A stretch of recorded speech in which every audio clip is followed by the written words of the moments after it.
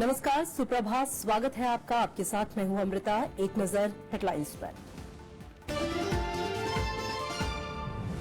पंजाब में 75% और गोवा में 83% रिकॉर्ड मतदान। करीब 1400 उम्मीदवारों की किस्मत कैद। 11 मार्च को नतीजे।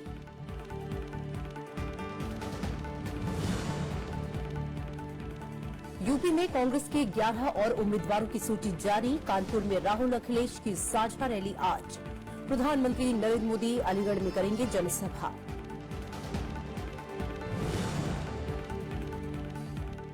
चुनाव आयोग ने शशिकला नटराजन को महासचिव बनाने पर मांगा जवाब। शशिकला पुष्पा ने की थी शिकायत। एआईएडीएम के विधायकों की बैठक आज।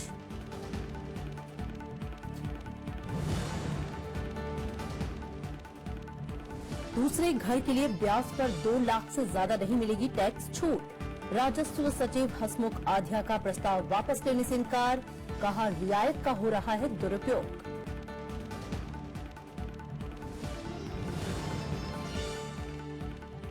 और 7 मुस्लिम देशों के नागरिकों के अमेरिका आने पर रोक हटी। कोर्ट के आदेश के बाद 60,000 वीजा बहाल। ट्रंप का कड़ा एतराज। कहा, फिर लगाएंगे पाबंदी।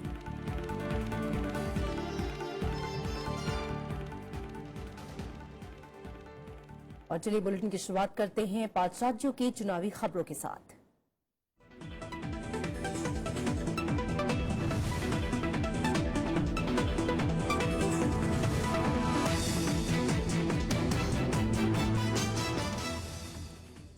पंजाब की सभी 117 सीटों पर मतदान का काम पूरा हो गया।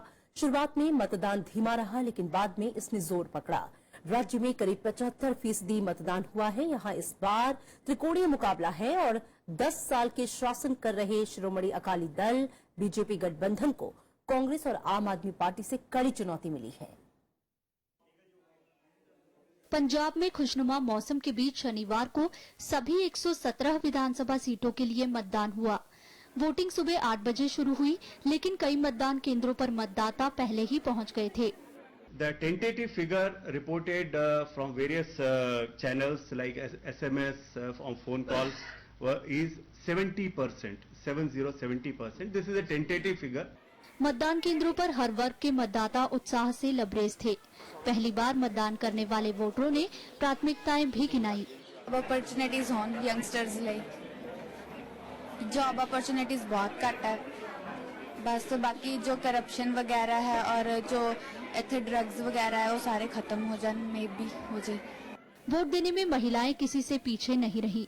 हर मतदान केंद्र पर महिलाओं की तादाद अच्छी खासी थी। शुरुआत में मतदान की रफ्तार धीमी थी, लेकिन दिन चढ़ने के साथ वोटर बड़ी तादाद में मतदान केंद्र पहुंचने लगे। वोटां दा जी पाउण आए आ, बच्चों ते खर्चा बहुत ज्यादा हुंदा पढ़ाई ते, साडी कोई सूरत नहीं मिली जी। ते ਅਸੀਂ ਚਾਹੁੰਦੇ ਹਾਂ ਜਿਹੜੀ ਸਰਕਾਰ ਕੋਈ ਵੀ ਬਣ ਜੇ ਤੇ ਸਾਡੇ ਬੱਚਿਆਂ ਨੂੰ ਨੌਕਰੀ ਮਿਲਣੀ ਚਾਹੀਦੀ ਸਭ ਨੂੰ।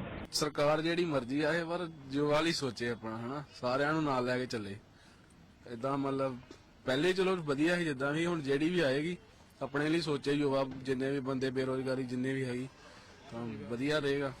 मुख्यमंत्री प्रकाश सिंह बादल ने परंपरागत सीट लांबी से मतदान किया। वहीं प्रदेश कांग्रेस अध्यक्ष अमरिंदर सिंह ने पटियाला में वोट डाला। कांग्रेस के नवजोत सिंह सिद्धू ने अमृतसर तो आम आदमी पार्टी के भगवंत मान ने मोहाली में मतदान किया। There'll be at least 45-50 seats in Malwa and 35 seats in Majha Dwaba. Okay, I just want to ask you your initial report. सारे पंजाब माझा दुआबा मालवा कांग्रेस लीड कर रही है। बड़ी पॉजिटिव रिपोर्ट से सवेर दी आ रही है, तो मैनू लगता है कि शाम तक कांग्रेस की जीत डेफिनेटली होगी। राज्य में शांतिपूर्ण मतदान के लिए चुनाव आयोग ने व्यापक तैयारियां की थी। मतदान केंद्रों पर केंद्रीय बलों की तैनाती की गई थी। कुछ जगहों पर ईवीएम मशीन खराब होने की खबर आई और इस वजह से कुछ वक्त के लिए मतदान रोकना पड़ा। शाम तक वोटरों ने 1145 उम्मीदवारों की किस्मत ईवीएम में बंद कर दी। राज्य में इस बार त्रिकोणीय मुकाबला है। सत्ताधारी शिरोमणि अकाली दल और बीजेपी के साथ विपक्षी कांग्रेस के अलावा आम आदमी पार्टी भी दमखम के साथ मैदान में है। नतीजों का ऐलान 11 मार्च को होगा। पंजाब की वोटिंग परसेंटेज ने नतीजों का इंतजार और भी बेचैनी भरा कर दिया। दावे वादे का शोर सन्नाटे में बदल गया तो पंजाब की जनता ने पंजाब की किस्मत का फैसला भी कर दिया। कैमरा पर्सन मनोज के साथ अनु दीवान, राज्यसभा टीवी, फिरोजपुर, पंजाब। गोवा में भी मतदाताओं ने जमकर वोटिंग की। यहां पे 83% से ज्यादा मतदाताओं ने वोट डाले। इस बार गोवा में बड़ी संख्या में नए चेहरे चुनावी मैदान में हैं। राज्य में पहली बार voter verified paper audit trial यानी कि वीवीपीएटी मशीन का इस्तेमाल किया गया। दुनिया भर के पर्यटकों का पसंदीदा गोवा शनिवार को लोकतंत्र के सबसे बड़े पर्व में सराबोर रहा। सूरज उगने से पहले ही लोग मतदान केंद्रों पर वोट डालने पहुंच गए। पहली बार वोट डालने वाले युवा हों या तमाम सरकारों की गवाह अनुभवी बुजुर्ग मतदाता, हर किसी के अपने मुद्दे थे, अपने मसले और अपनी अपनी पसंद। The turnout has come to be the record turnout in Goa. While it was in the last assembly election, it was 81.8%. Till now, the information received is 83%. In 83%. Tentatively, till now it is 83%. 84% in North Goa and 81.5% in South Goa. आम लोगों के साथ ही प्रदेश के बड़े सियासी चेहरों ने भी अपने मताधिकार का इस्तेमाल किया। रक्षा मंत्री मनोहर पर्रिकर ने आम लोगों की तरह लाइन में लगकर अपना वोट डाला, तो मुख्यमंत्री लक्ष्मीकांत पार्सेकर ने भी वोट डालकर अपना फर्ज निभाया। हर किसी की जुबान पर जीत के दावे थे। Goa votes very heavy, and this is one of the speciality what BJP has inducted into the politics of Goa to increase the voting. Last time we managed to get it to around 84. This time we may be able to get even crossing 85. Initial indications are good. राज्य में कुल 40 विधानसभा सीटें हैं, जिन पर कुल 1642 मतदान केंद्र बनाए गए थे। राज्य में इस बार कुल 251 उम्मीदवार अपनी किस्मत आजमा रहे हैं, जिनमें से महज 19 महिला प्रत्याशी हैं। सत्ताधारी बीजेपी ने इस बार 40 में से 36 सीटों पर अपने उम्मीदवार उतारे। कांग्रेस 37 सीटों पर किस्मत आजमा रही है, जबकि आम आदमी पार्टी ने सबसे ज्यादा 39 उम्मीदवार उतारे। वहीं एनसीपी ने 16 और एमजीपी जीएसएम शिवसेना गठबंधन ने 26 उम्मीदवारों को उतारा। पहली बार गोवा के सभी बूथों पर वीवीपीएटी की सुविधा दी गई। राज्य में मतदान शांतिपूर्ण रहा और बाकी राज्यों के साथ गोवा के चुनाव नतीजे भी 11 मार्च को आएंगे। अपनी खूबसूरती के लिए मशहूर गोवा की सियासी फिजा कैसी होगी ये कोई नहीं जानता। जनता ने अपना फैसला ईवीएम में दर्ज करा दिया है। चुनावी मुकाबला दिलचस्प था, जाहिर है नतीजे भी दिलचस्प होंगे। कैमरा पर्सन चेतन के साथ प्रणव गोस्वामी, रायसभा टीवी, पणजी। प्रधानमंत्री नरेंद्र मोदी आज अलीगढ़ में चुनावी जनसभा को संबोधित करेंगे। इससे पहले शनिवार को उन्होंने मेरठ में रैली की थी, जहां पे प्रधानमंत्री नरेंद्र मोदी ने समाजवादी पार्टी और कांग्रेस के साथ ही मायावती पर भी जमकर तंज कसा। उन्होंने इन तीनों दलों को राज्य की बदहाली के लिए जिम्मेदार ठहराया। गन्ना किसानों के लिए बड़ा ऐलान करते हुए उन्होंने कहा कि उत्तर प्रदेश में बीजेपी की सरकार बनने पर उनका कर्ज माफ किया जाएगा। प्रधानमंत्री नरेंद्र मोदी ने शनिवार को मेरठ में रैली कर बीजेपी के प्रचार अभियान को तेज किया। इस दौरान उन्होंने एक बार फिर नोटबंदी के फैसले का बचाव किया। उन्होंने काले धन और भ्रष्टाचार के खिलाफ भविष्य में भी सख्त कदम उठाने की बात कही। नरेंद्र मोदी ने समाजवादी पार्टी और कांग्रेस गठबंधन के साथ ही मायावती पर जमकर निशाना साधा। उन्होंने कहा कि राज्य में बीजेपी की लड़ाई इन तीनों पार्टियों से है। ये स्कैम के खिलाफ भाजपा की लड़ाई है। स्कैम का मतलब है एस समाजवादी, सी कांग्रेस, ए अखिलेश, एम मायावती। प्रधानमंत्री ने समाजवादी पार्टी और कांग्रेस के गठबंधन को मौका परस्ती बताया। उन्होंने कहा कि एक दूसरे पर दिन रात हमला करने वालों का गठबंधन पहली बार देखा है। ऐसा गठबंधन पहली बार देखा जो सुबह शाम एक दूसरे के खिलाफ, और आज से नहीं पिछले कई दशकों से एक दूसरे को खत्म करने के लिए कोई मौका नहीं छोड़ते थे। आज गले लग करके बचाओ बचाओ बचाओ। मैदान भी वही और चुनावी अंदाज भी वही, लेकिन इस बार मेरठ में चुनावी सभा को संबोधित करते हुए प्रधानमंत्री नरेंद्र मोदी ने उत्तर प्रदेश में अपनी पार्टी को पूर्ण बहुमत दिलाने के लिए मतदाताओं से अपील की और भ्रष्टाचार और भाई भतीजावाद को चुनावी मुद्दे के तौर पर पेश किया। रैली में प्रधानमंत्री ने गन्ना किसानों के लिए बड़ा ऐलान किया। उन्होंने कहा कि राज्य में बीजेपी की सरकार बनने पर गन्ना किसानों का कर्ज माफ किया जाएगा। साथ ही किसानों को 14 दिन के भीतर गन्ने का भुगतान होने का भरोसा भी दिया। विशाल दैया, राज्यसभा टीवी, मेरठ। पंजाब और गोवा में मतदान के बाद सभी राजनीतिक दलों ने उत्तर प्रदेश में प्रचार तेज कर दिया है। समाजवादी पार्टी, बीएसपी और बीजेपी के दिग्गज नेताओं ने कल राज्य में कई रैलियां की। इन नेताओं ने एक दूसरे के खिलाफ जमकर आरोप लगाए। मायावती ने सत्ता में आने पर उच्च जाति के गरीब लोगों को आरक्षण देने का वादा किया है। मुख्यमंत्री अखिलेश यादव ने शनिवार को औरैया में समाजवादी पार्टी कांग्रेस गठबंधन के लिए वोट मांगे। अखिलेश ने कहा कि हमारा गठबंधन ही राज्य में विकास की रफ्तार बढ़ा सकता है। उन्होंने केंद्र सरकार की नीतियों पर भी निशाना साधा। मदद करना हमारी, ये चुनाव ये समझ लेना हम ही चुनाव लड़ रहे हैं, जीतेंगे हारेंगे हम ही और कोई नहीं। अगर हराना चाहते हो तो सोचो कहां पहुंच जाएंगे हम लोग। जिताना हम लोगों को। बीएसपी प्रमुख मायावती ने बरेली में राज्य सरकार पर कई आरोप लगाए। उन्होंने कहा कि उत्तर प्रदेश में जंगल राज की वजह समाजवादी पार्टी का शासन है।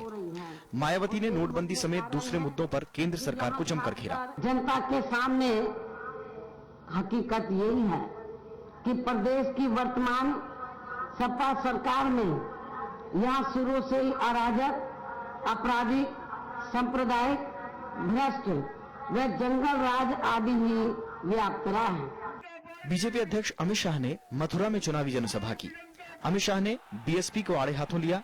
उन्होंने कांग्रेस और समाजवादी पार्टी को भ्रष्टाचार के लिए जिम्मेदार ठहराया। 15 साल से उत्तर प्रदेश में जिस प्रकार से सपा बसपा बसपा सपा एक क्रम चलाया है, वो क्रम ने उत्तर प्रदेश को हर क्षेत्र में बहुत पिछड़ा बना दिया। विकास की रेस में उत्तर प्रदेश पूरे देश से पिछड़ गया है। उत्तर प्रदेश में पहले चरण के लिए 11 फरवरी को 73 सीटों पर मतदान होना है। ये सभी सीटें पश्चिमी उत्तर प्रदेश की हैं। Bureau report, Rajya Sabha TV.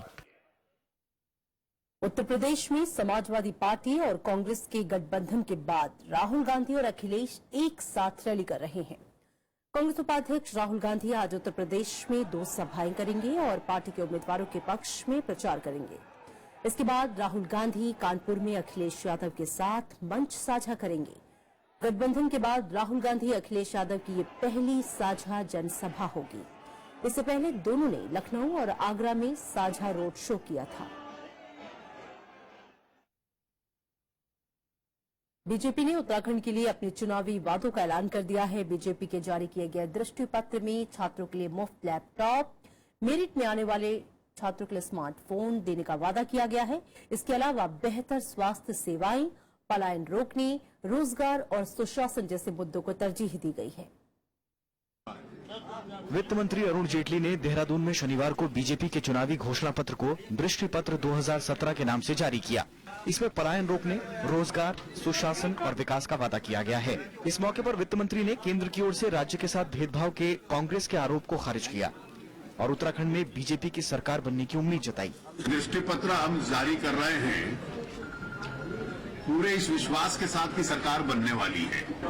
जो केंद्र सरकार का दायित्व है वो तो पूरे देश के प्रति, जिसमें हर राज्य आता है, किसी की भी सरकार हो वो अपना निभाती रहेगी। उन्होंने दावा किया कि दूसरे राज्यों की तरह कांग्रेस को उत्तराखंड में भी हार का मुंह देखना पड़ेगा। ये जो पॉलिटिकल रीपोलराइजेशन इस देश में हो रहा है, ये हर राज्य की ये स्थिति है कि कांग्रेस की संख्या बहुत कम होती जा रही है और इसलिए ये कोई उत्तराखंड में हो रहा है, ये अपने आप में अस्वाभाविक नहीं है। बीजेपी के चुनावी घोषणा पत्र में गैरसैंण राजधानी का मुद्दा, सड़क, पानी, बिजली जैसे मुद्दों को तरजीह दी गई है। पार्टी ने केंद्र सरकार की उपलब्धियों और प्रधानमंत्री नरेंद्र मोदी के नाम पर जनता से वोट मांगा है। Bureau report, Rajya Sabha TV. और मणिपुर में होने वाले विधानसभा चुनाव के लिए बीजेपी ने शनिवार को 27 उम्मीदवारों की दूसरी लिस्ट जारी की। इन 27 उम्मीदवारों में से 16 उम्मीदवारों के नाम पहले चरण के लिए और दूसरे चरण के लिए 11 उम्मीदवारों के नाम शामिल हैं। इससे पहले बीजेपी ने 31 उम्मीदवारों की लिस्ट जारी की थी। 2 उम्मीदवारों की घोषणा करनी अभी बाकी है। मणिपुर में 4 और 8 मार्च को मतदान होना है।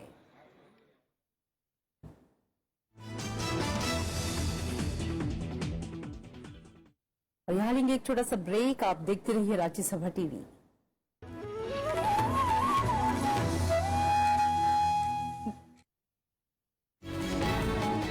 सरोकार में बात ग्लोबलाइजेशन की परिभाषा देने वाले अमेरिका के यू टर्न की। ये नई बात नहीं है, ये सिर्फ अमेरिका में नहीं हो रहा, ये तो अब यूरोप में भी हो रहा है। जो प्रोटेक्शनिज्म आया है ये आसानी से जाने वाला नहीं है।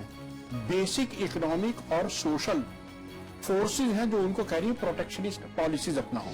ये एक ट्रम्प स्टाइल पॉलिटिक्स की तरफ भी जो है संकेत कर रहा है। मैं मानने को तैयार नहीं हूं कि ये ग्लोबलाइजेशन के खिलाफ एक बहुत बड़ी रिवोल्ट है। ट्रम्प साहब कुछ भी कहे, वहाँ पे जो कांग्रेस है, जो सेनेट है, वो हाउस ऑफ रिप्रेजेंटेटिव्स है, दे आर वेरी स्ट्रांग। देखिए सरोकार सिर्फ राज्यसभा टीवी पर।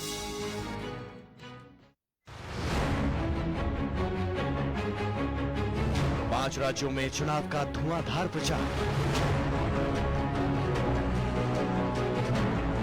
किसकी होगी जीत, किसको मिलेगी हार, कौन होगा विपक्ष में,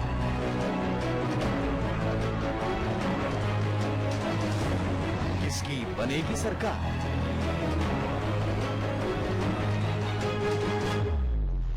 देखिए राज्यसभा टेलीविजन पर पल पल की खबर, लोकतंत्र 2017।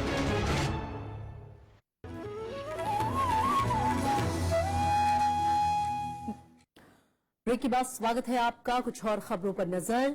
चुनाव आयोग ने एआईएडीएमके से निष्कासित शशिकला पुष्पा की शिकायत पर पार्टी से जवाब मांगा है। उन्होंने शशिकला नटराजन को एआईएडीएमके का महासचिव चुने जाने को पार्टी संविधान के खिलाफ बताते हुए आयोग का दरवाजा खटखटाया था। इधर शशिकला नटराजन के तमिलनाडु के मुख्यमंत्री बनने की अटकलें तेज हो गई हैं। आज एआईएडीएमके के विधायकों की बैठक हो रही है। माना यह जा रहा है कि इसमें शशिकला से सरकार की कमान संभालने को कहा जाएगा। हालांकि पार्टी की ओर से बैठक के एजेंडे और शशिकला से मुख्यमंत्री पद संभालने की खबर की पुष्टि अभी नहीं की गई है, लेकिन पार्टी के कई वरिष्ठ नेता शशिकला को मुख्यमंत्री बनाने के पक्ष में हैं। आम आदमी पार्टी से अलग होकर बने नए राजनीतिक दल स्वराज इंडिया दिल्ली में एमसीडी चुनाव लड़ने का फैसला कर चुकी है। इसके प्रमुख योगेंद्र यादव ने तीनों निगमों के 272 वार्डों पर उम्मीदवार चयन की प्रक्रिया शुरू करने की घोषणा की। उन्होंने साफ किया है कि उम्मीदवार बनने के लिए पहले से स्वराज इंडिया का सदस्य होना जरूरी नहीं होगा। 12 फरवरी को रामलीला मैदान में होने वाले पार्टी के कार्यक्रम के बाद कई चरणों में प्रत्याशियों की घोषणा की जाएगी। हम किसी भी व्यक्ति से, चाहे वो हमारा सदस्य हो या न हो, हम सबसे आमंत्रित करते हैं दिल्ली के अच्छे से अच्छे लोग आए, अपने स्थानीय इलाकों की सेवा के लिए, उसके काम के लिए। स्वराज इंडिया एक प्लेटफॉर्म बनने को तैयार है। सरकार ने दूसरे मकान की खरीद के लिए कर रियायत को 2 लाख रुपए तक सीमित करने के प्रस्ताव को वापस लेने की संभावना खारिज कर दी है। राजस्व सचिव हसमुख आढ़िया ने दिल्ली में आवास उद्योग के प्रतिनिधियों को संबोधित करते हुए कहा कि ऐसे लोग जिनके पास अतिरिक्त पैसा है, उन्हें दूसरा मकान खरीदने में सहायता देने का कोई लाभ नहीं है। उन्होंने कहा कि दूसरे मकान के लिए कर्ज लेने वाले व्यक्ति की तरफ से इस रियायत का दुरुपयोग किया जा रहा है। केंद्र सरकार ने हज नीति को बेहतर बनाने के लिए 6 सदस्यीय समिति का गठन किया है। ये समिति हज नीति में सुधार के साथ ही हज यात्रियों को दी जाने वाली सब्सिडी को धीरे धीरे कम करने के मसले पर विचार करेगी। 2012 में सुप्रीम कोर्ट के आदेश के आलोक में समिति का गठन किया गया। शीर्ष अदालत ने अपने आदेश में हज सब्सिडी को धीरे धीरे कम करने और 2022 तक समाप्त करने की बात कही थी। जेद्दा में भारत के पूर्व महावाणिज्य दूत अफजल अमानुल्लाह को उच्च स्तरीय समिति का संयोजक नियुक्त किया गया है। अल्पसंख्यक मामलों के मंत्री मुख्तार अब्बास नकवी ने इसकी जानकारी दी। बॉम्बे हाई कोर्ट के रिटायर्ड जज एसएस पारकर, भारतीय जज कमेटी के पूर्व प्रमुख कैसर शमीम, एयर इंडिया के पूर्व सीएमडी माइकल मासे कन्हास के अलावा कमाल फारूकी भी समिति के सदस्य हैं। मंत्रालय के संयुक्त सचिव जे आलम को समिति का सदस्य सचिव नियुक्त किया गया है। समिति इस पहलू पर ध्यान देगी कि हज यात्री सब्सिडी के अभाव में कम भुगतान कर सऊदी अरब की यात्रा कर सकते हैं या नहीं। चेन्नई के समुद्र तट से कच्चे तेल को हटाने का 90% काम पूरा हो गया है। अब तक 65 टन तेल निकाल लिया गया है। जांच के लिए समिति का गठन भी किया गया है।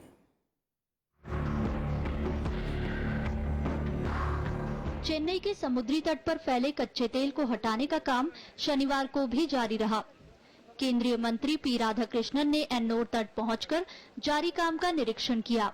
राधाकृष्णन का कहना है कि अगले कुछ दिनों में सफाई अभियान पूरा कर लिया जाएगा। प्रशासनिक अधिकारियों और तटरक्षक बलों के जवानों के साथ ही स्थानीय निवासी भी इस अभियान में जुटे हैं। It will take another few days because we cannot use the sucker or other machines to clean this. This can be done only by manual. मामले की जांच के लिए समिति का गठन कर दिया गया है।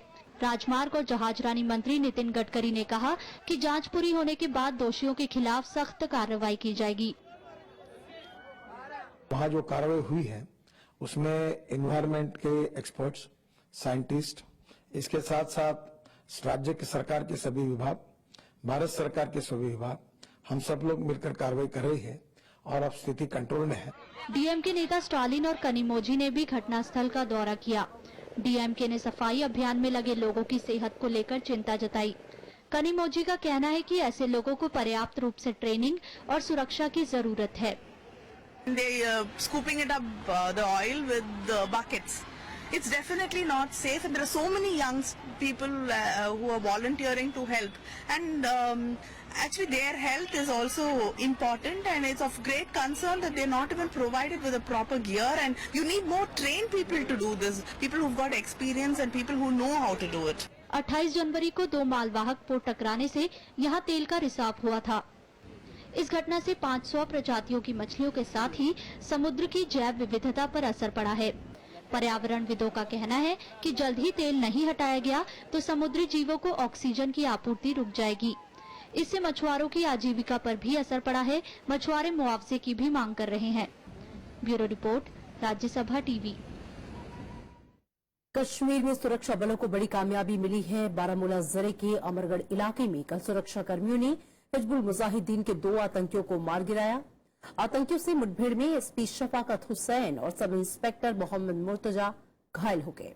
आतंकियों के पास से 2 AK-47 राइफल, 4 हैंड ग्रेनेड समेत दूसरे हथियार बरामद हुए हैं। अमरगढ़ इलाके में कुछ आतंकवादियों के होने की सूचना मिली थी। इसके बाद कल सुबह सेना और पुलिस ने साझा अभियान शुरू किया। इसके बाद इलाके की घेराबंदी और तलाशी अभियान के दौरान सुरक्षा बलों और आतंकियों के बीच मुठभेड़ हुई। जम्मू कश्मीर और हिमाचल प्रदेश में बर्फबारी लोगों के लिए परेशानी का सबब बनती जा रही है। मौसम विभाग ने अगले 24 घंटों में जम्मू कश्मीर और हिमाचल प्रदेश में हिमस्खलन की चेतावनी दी है। घाटी के बांदीपुरा, कुपवाड़ा, डोडा, कुलगाम और करगिल समेत कई जिलों में हिमस्खलन की चेतावनी जारी की गई है। लगातार बर्फबारी के चलते जम्मू श्रीनगर राष्ट्रीय राजमार्ग भी बाधित रहा। उधर हिमाचल प्रदेश के कुल्लू, चंपा और कांगड़ा समेत कई इलाकों में हिमस्खलन की चेतावनी दी गई है। प्रशासन ने स्थानीय लोगों को ढलाई वाले इलाकों में सतर्क रहने की चेतावनी जारी की है। वहीं मौसम विभाग ने दिल्ली समेत उत्तर भारत के कई इलाकों में बारिश की आशंका जताई है। अमेरिका ने 7 मुस्लिम देशों पर वीजा प्रतिबंध के आदेश को वापस ले लिया है। सिएटल कोर्ट के फरमान पर यह फैसला लिया गया है, जिसमें अमेरिकी सरकार को तुरंत पाबंदी हटाने के लिए कहा गया था। अमेरिकी विदेश मंत्रालय के मुताबिक राष्ट्रपति डोनाल्ड ट्रंप के आदेश पर जिन 60,000 वीजाओं को रद्द किया गया था उन्हें फिर बहाल किया जा रहा है। हालांकि ट्रंप ने इस पर कड़ी प्रतिक्रिया जताते हुए जज के आदेश को बेतुका बताया है। उन्होंने रोक को फिर से लागू करने की बात कही। विदेश मंत्रालय ने सभी सुरक्षा विभागों को जल्द से जल्द आदेश का पालन करने का निर्देश दिया है। इसके अलावा सभी एयरलाइन से यात्रियों को विमान में प्रवेश देने के लिए कहा गया है। ईरान ने अपने दुश्मन देशों के गलत कदम उठाने पर मिसाइल हमले की चेतावनी दी है। ईरान की रॉयल रिवॉल्यूशनरी गार्ड के एक सीनियर कमांडर ने कहा कि अगर दुश्मन देश सही रास्ता अख्तियार नहीं करेंगे तो उनके खिलाफ सख्त कार्रवाई की जाएगी। उन्होंने रिवॉल्यूशनरी गार्ड के सैन्य अभ्यास के मौके पर यह बात कही। ईरान के इस बयान को अमेरिका की ओर से लगाए गए प्रतिबंध की प्रतिक्रिया के तौर पर देखा जा रहा है। हाल में ही अमेरिका ने मिसाइल परीक्षण के लिए ईरान की कई कंपनियों पर प्रतिबंध लगाने का ऐलान किया है, जिस पर ईरान ने जवाबी कार्रवाई की बात कही है।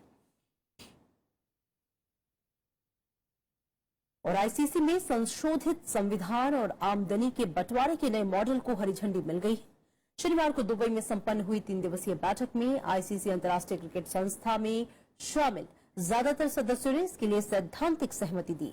बैठक में लिए गए फैसलों पर अप्रैल में आखिरी निर्णय लिया जाएगा। आईसीसी ने इस दौरान सदस्य देशों से सुझाव देने के लिए भी कहा है। बैठक में नवनियुक्त विक्रम लीमय ने बीसीसीआई का प्रतिनिधित्व किया। उन्होंने कम वक्त को लेकर इस प्रस्ताव पर अपनी चिंता जताई।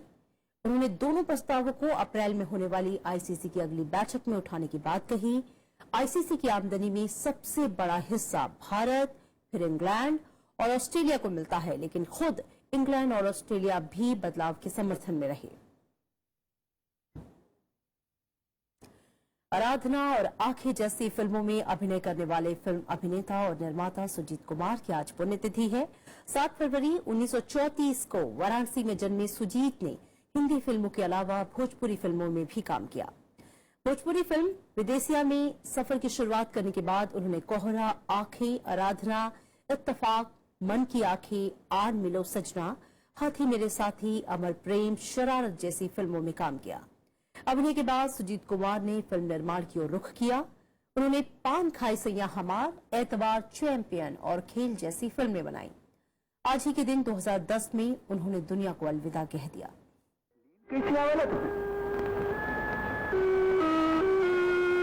का बताएं चचा, जौन हमरे दिल पर बीतत हो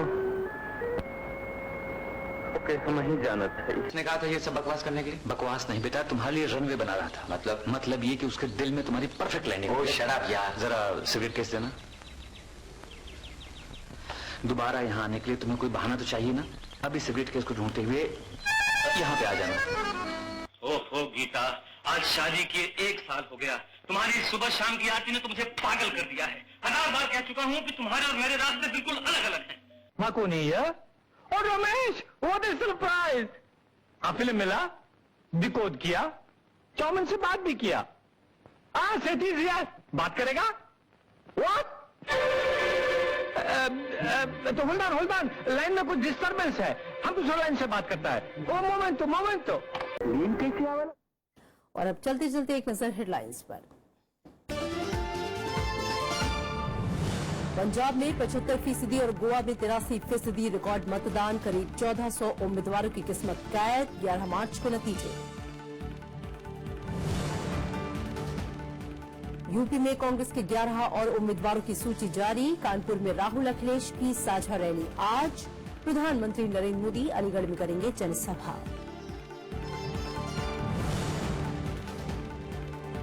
चुनाव आयोग ने शशिकला नटराजन को महासचिव बनाने पर मांगा जवाब। शशिकला पुष्पा ने की थी शिकायत। एआईएमआईएम के विधायकों की बैठक आज।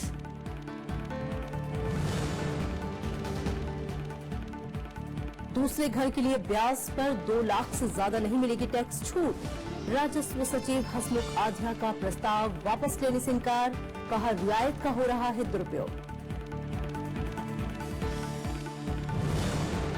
और 7 मुस्लिम देशों के नागरिकों के अमेरिका आने पर रोक हटी। कोर्ट के आदेश के बाद 60,000 वीजा बहाल। ट्रंप का कड़ा एतराज। कहा फिर लगाएंगे पाबंदी।